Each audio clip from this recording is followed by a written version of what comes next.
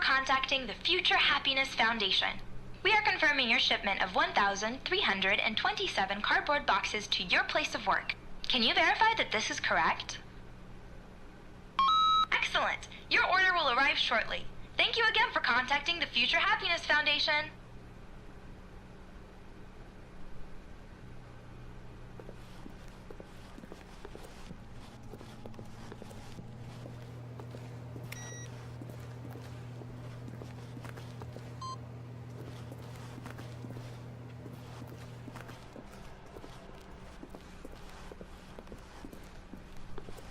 When Stanley came to a set of 2 open doors, he entered the door on his left.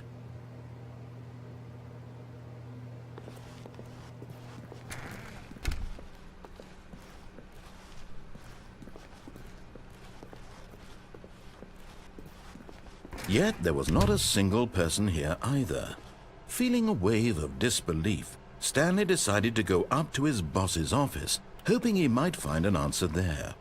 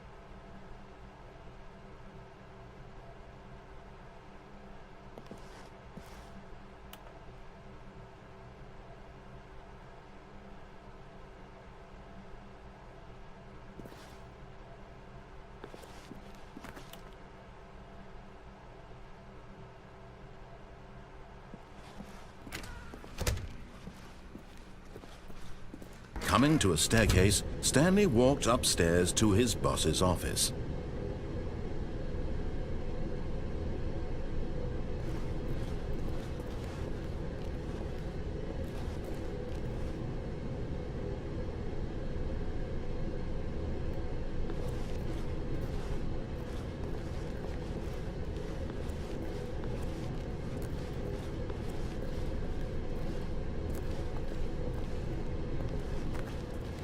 But Stanley just couldn't do it. He considered the possibility of facing his boss, admitting he had left his post during work hours. He might be fired for that. And in such a competitive economy, why had he taken that risk? All because he believed everyone had vanished? His boss would think he was crazy. And then something occurred to Stanley. Maybe, he thought to himself, maybe I am crazy. All of my co-workers blinking mysteriously out of existence in a single moment for no reason at all? None of it made any logical sense. And as Stanley pondered this, he began to make other strange observations. For example, why couldn't he see his feet when he looked down? Why did doors close automatically behind him wherever he went? And for that matter, these rooms were starting to look pretty familiar. Were they simply repeating? No, Stanley said to himself, this is all too strange. This can't be real. And at last, he came to the conclusion that had been on the tip of his tongue. He just hadn't found the words for it. "I'm dreaming!" he yelled. "This is all a dream." Oh, what a relief Stanley felt to have finally found an answer, an explanation. His co-workers weren't actually gone. He wasn't going to lose his job. He wasn't crazy after all. And he thought to himself, I suppose I'll wake up soon. I'll have to go back to my boring real-life job pushing buttons. I may as well enjoy this while I'm still lucid. So he imagined himself flying and began to gently float above the ground. Then he imagined himself soaring through space on a magical starfield, and it too appeared. It was so much fun, and Stanley marveled that he had still not woken up. How was he remaining so lucid? And then perhaps the strangest question of them all entered Stanley's head. One he was amazed he hadn't asked himself sooner. Why is there a voice in my head dictating everything that I'm doing and thinking? Now the voice was describing itself being considered by Stanley, who found it particularly strange. I'm dreaming about a voice describing me, thinking about how it's describing my thoughts, he thought. And while he thought it all very odd and wondered if this voice spoke to all people in their dreams, the truth was that, of course, this was not a dream. How could it be? Was Stanley simply deceiving himself, believing that if he's asleep, he doesn't have to take responsibility for himself? Stanley is as awake right now as he's ever been in his life. Now, hearing the voice speak these words was quite a shock to Stanley. After all, he knew for certain, beyond a doubt, that this was in fact a dream. Did the voice not see him float and make the magical stars just a moment ago? How else would the voice explain all that? This voice was a part of himself too. Surely, if he could just... He would prove it. He would prove that he was in control, that this was a dream. So he closed his eyes gently, and he invited himself to wake up. He felt the cool weight of the blanket on his skin, the press of the mattress on his back, the fresh air of a world outside this one. Let me wake up, he thought to himself. I'm through with this dream. I wish it to be over. Let me go back to my job. Let me continue pushing the buttons. Please, it's all I want. I want my apartment, and my wife, and my job. All I want is my life exactly the way it's always been. My life is normal. I am normal. Everything will be fine. I am okay.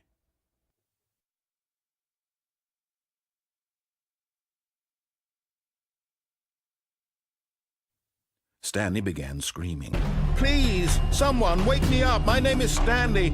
I have a boss. I have an office. I am real. Please, just someone tell me I am real. I must be real. I must be. Can anyone hear my voice? Who am I? Who am I? And everything went black.